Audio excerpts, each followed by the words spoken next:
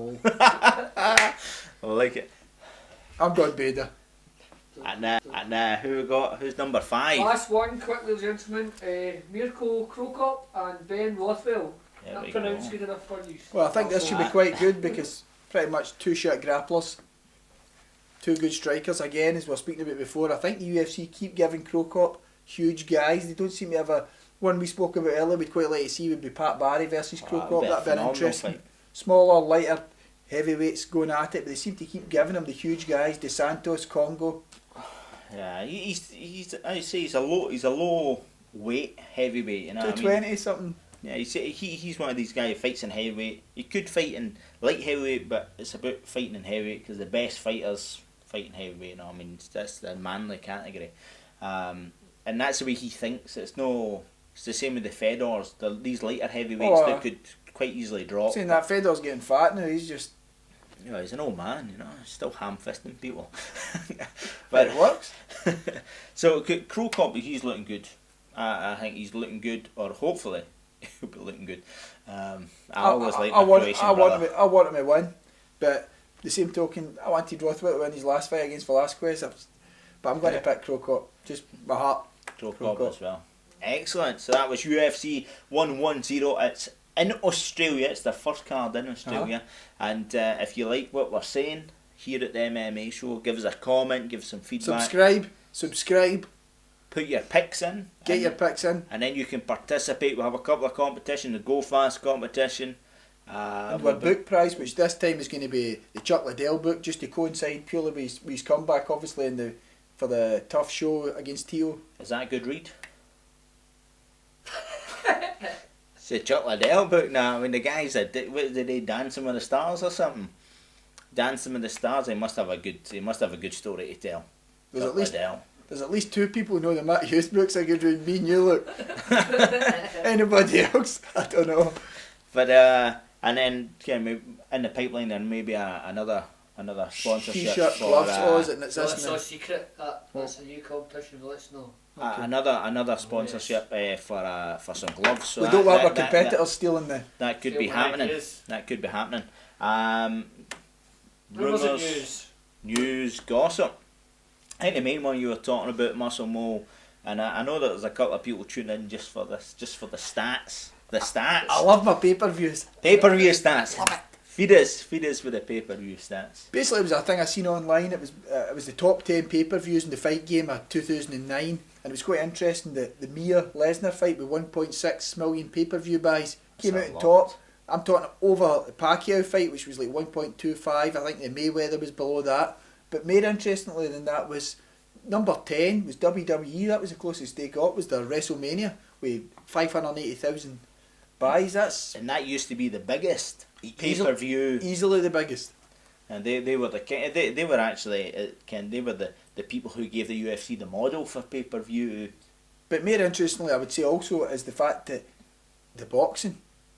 If you take Pacquiao and you take Mayweather out of that, the boxing would have nobody in the top 10. Whereas at the UFC, I think had like 4 or 5, 6 events in there.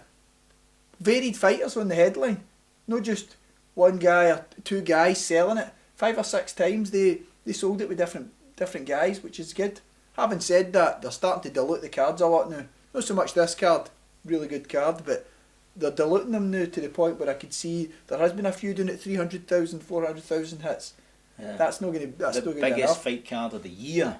That was crap, so by the way. The quite interesting as we were talking about pay-per-views and obviously big pay-per-views generate money. I was reading an article with Heath Herring, the mighty crazy horse, and he's basically saying he can't make enough money from the UFC pay model for him to train for his for upcoming fights. He was saying about Dana White saying, Dana White, you've got 6 Ferraris. I just want one. I just want one, 40 grand, he's saying that he's making 40 grand a fight. No health insurance. You get injured during training, you're goosed. That's it, and it costs you 40 grand. Now the guy's a crap actor, right? And he can make more money acting than he can fighting. That scares the shit out of me. He's a crap actor, he's awesome. What's he been in? He's been in that movie. That one. That one? It's in one of the That was a good one, that one. Escalado movies, Ken, where it's like when you had every MMA guy in And he's Sean out them all because a lot of them couldn't speak proper English or speak at all. or were just dubbed over like GSP. I'd like to bring something to the attention, gentlemen. I don't know if the viewers at home have noticed this, but Master Wang has lost the beard and got a Beverly Hills 90210 haircut. So, Andy's not wearing his t-shirt. I mean, can you explain this to the viewers at home? I can explain. The Year of the Beard, 2010. It was Year of the Beard 2010, and basically I was I shaved it off. There's no excuse. So I got a Beverly Hills 90210 haircut. I went to the hairdressers and asked for a kind of short hairdo, and this is what she produced. And the t-shirt, there's a good story there. You know, there was a fan at a grappling contest. She was female and she wanted the t-shirt, so I gave her the t-shirt. Because obviously we're getting popularity. People are recognising us when we go to these competitions and local events. Also, you're noticing he's looking a bit more ripped now. I'm say that. All you guys under 100 kilos at the grappling, watch it. Yeah, Wang is coming. Coming. In about 2 months.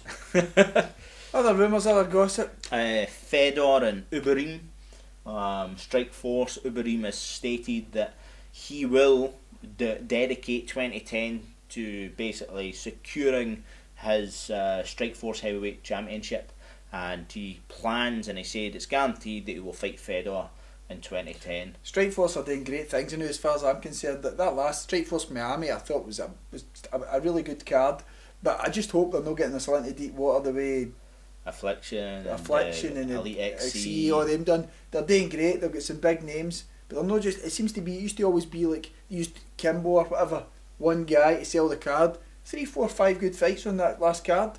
I hope they keep that up because it's pretty good. And it's good to see and good competition. Ken, it's good. It's good as well. I think that they're interchanging with the Japanese. So with your M1 or whatever it is. So M1, they've got the Dream. They've got Sengoku, obviously Strikeforce, and they're talking about bringing Aoki over to fight in Strikeforce, so that'd be phenomenal to get these great Japanese guys over. Do you notice when Strikeforce was a bit shittier, UFC were quite happy for them to be there now that they're starting to come up, all of a sudden there's a need to badmouth them. Shonen, for example, crawling up Dana's ass the other night there.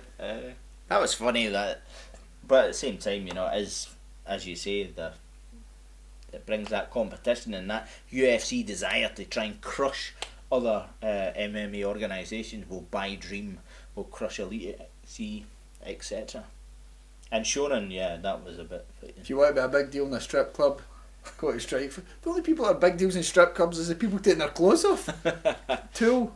God love them. God bless their code socks. And he must be feeling a bit sort of peeved, but yeah. Well, we're Damien not getting his Maia. title shot. I mean, he tried to create a bit of hatred between him and Anderson Silva. Then he went about trying to orally pleasure Dana White with the things that he said, and it still got him nowhere. Because at the end of the day, he's a boring fighter to watch. So there's a lesson to learn. Aye. Don't suck cocks for a living.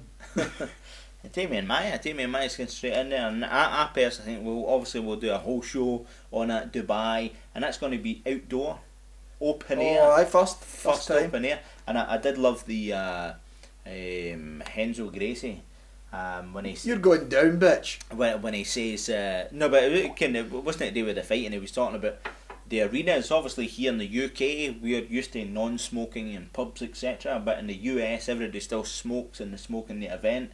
And he was talking about the fact that as a fighter, it'll be fantastic to fight outside with fresh air, because when you're going into he says he's been in fights where he literally can struggle to see across the ring. That's going to happen again. You're fighting the top deck of a bus. That's what happens over here. Well, I think that's a wrap. So remember, ladies and gentlemen, you've got to comment, you've got to participate, you've got to subscribe. And you know what's on offer? The Chuck Liddell book, the Go Fast gear. And maybe something else happening as well. We've got the blog and the whole channel. We're putting shit up there all the time. Yep, we're favouriting stuff. This is it. Your chance to participate. Give us something back. We are Master Wang. I'm the Muscle Mo. B for the CP.